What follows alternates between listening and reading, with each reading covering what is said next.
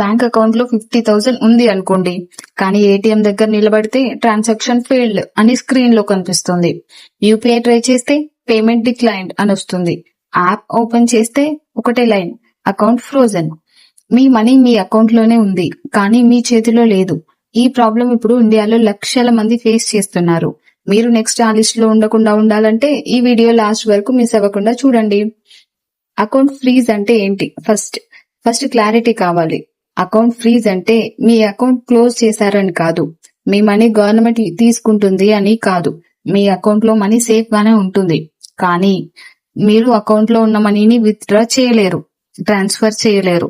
UPI అసలు పనిచేయదు, ATM పనిచేయదు. సింపుల్ గా చెప్పాలంటే మీ అకౌంట్ కి లాక్ వేశారు. ఆ లాక్ ఓపెన్ చేయాలంటే మీరు రూల్స్ ఖచ్చితంగా ఫాలో అవ్వాలి. ఈ రూల్స్ అసలు ఎందుకు ఇంత స్ట్రిక్ట్ చేశారు అంటే ఈ వీడియోలో మనం తెలుసుకుందాం.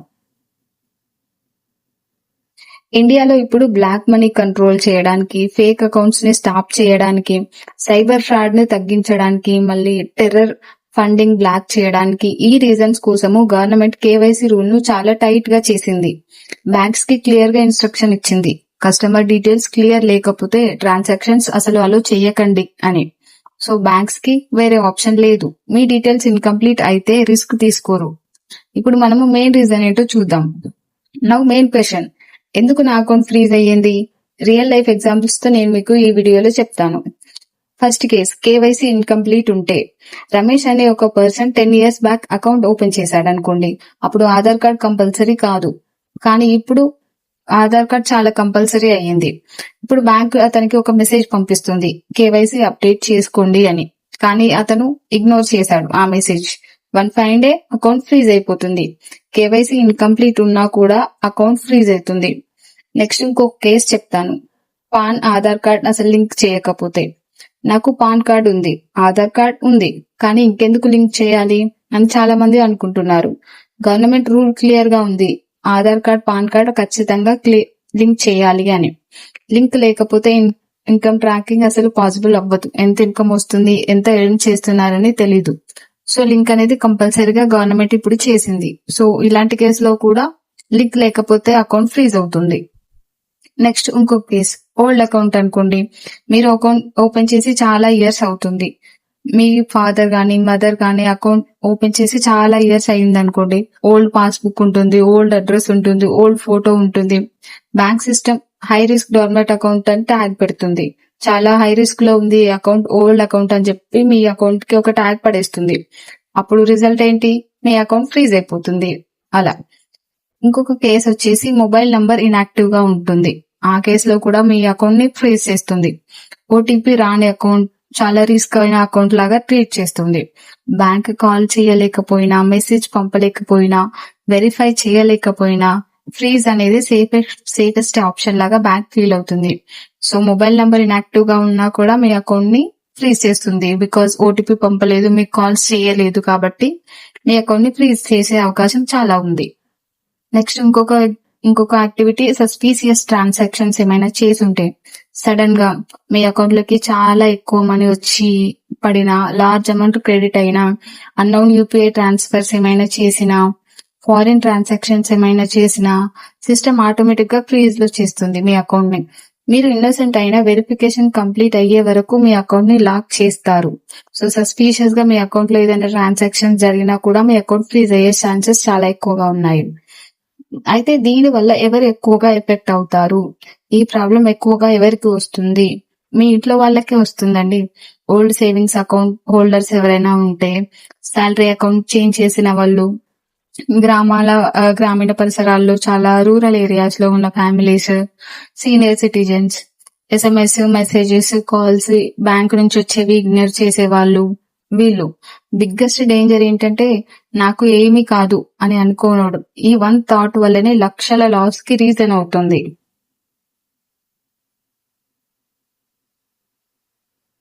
ఫ్రీజ్ అయ్యాక వచ్చే ప్రాబ్లమ్స్ గురించి ఇప్పుడు మనం తెలుసుకుందాం. ఒక సిచ్యువేషన్ ఇమాజిన్ చేసుకోండి. నైట్ హాస్పిటల్లో ఎమర్జెన్సీ కేసు వచ్చింది మీకు, మీ ఫ్యామిలీస్ లో వాళ్ళకి. మీ కార్డు పనిచేయదు, యూపీఐ ఫెయిల్ అవుతుంది, ట్రాన్స్ఫర్ మనీ అసలు అవ్వదు. మీ మనీ మీ అకౌంట్ లోనే ఉంటుంది, కానీ ఫ్యామిలీకి హెల్ప్ చేయలేకపోతున్నారు. ఈ సిచ్యువేషన్ మీ లైఫ్ లో రావద్దు అంటే ఇప్పుడు యాక్షన్ తీసుకోండి. మీ కేవైసీని కంప్లీట్ చేసుకోండి. మిగిలిన యాక్టివిటీస్ ఏమైనా మీకు మిస్ అయ్యి ఉంటే అవి చేసుకోండి.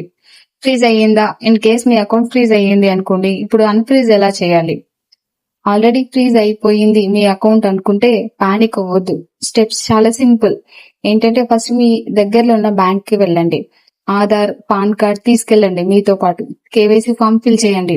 మొబైల్ నంబర్ అప్డేట్ చేసుకోండి. మీరు ఏదైతే వాడుతున్నారో ఆ నంబర్ ని బ్యాంక్ అకౌంట్ కి అప్డేట్ చేసుకోండి. యూజువల్లీ మనకు ఈ ప్రాసెస్ అంతా కంప్లీట్ అవ్వడానికి 24 to 72 అవర్స్ అంటే ఒక 1 to 3 days లో కంప్లీట్ అవుతుంది.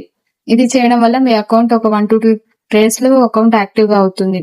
సమ్ కేసెస్ లో సేమ్ డే, ఒక్కో రోజు ఒక్కోసారి ఒక్కటే రోజులో అయిపోయే ఛాన్సెస్ కూడా చాలా ఎక్కువ ఉన్నాయి.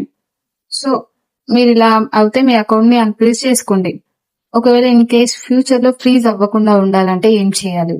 ఈ 10 minutes వర్క్ మీ లైఫ్ సేవింగ్స్ ప్రొటెక్ట్ చేస్తుంది. అదేంటంటే మీ ఆధార్ కార్డ్ ను ఒకసారి చెక్ లిస్ట్ చూసుకోండి. Aadhaar card, pan card link చేశారా మీ బ్యాంక్ అకౌంట్ కి అని. బ్యాంక్ యాప్ లో కేవైసీ స్టేటస్ కనిపిస్తుంది మీకు. అది ఒకసారి చెక్ చేసుకోండి. మీ మొబైల్ నెంబర్ యాక్టివ్ గా ఉంచుకోండి. ఏదైతే బ్యాంక్ అకౌంట్ కి లింక్ చేశారో ఆ నంబర్ ని యాక్టివ్ గా ఉంచుకోండి ఎప్పుడు.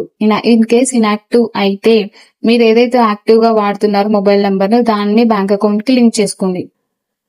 ఇయర్ కి ఒకసారైనా బ్యాంక్ విజిట్ వెళ్ళి మీ ఒకసారి డీటెయిల్స్ చెక్ చేసుకోండి.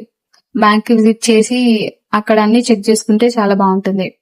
ఈ స్టెప్స్ ఫాలో అయితే మీ బ్యాంక్ అకౌంట్ చాలా సేఫ్ గా ఉంటుంది. మీ అకౌంట్ ఎలాంటి ఫ్రీజింగ్ కి గురవ్వదు.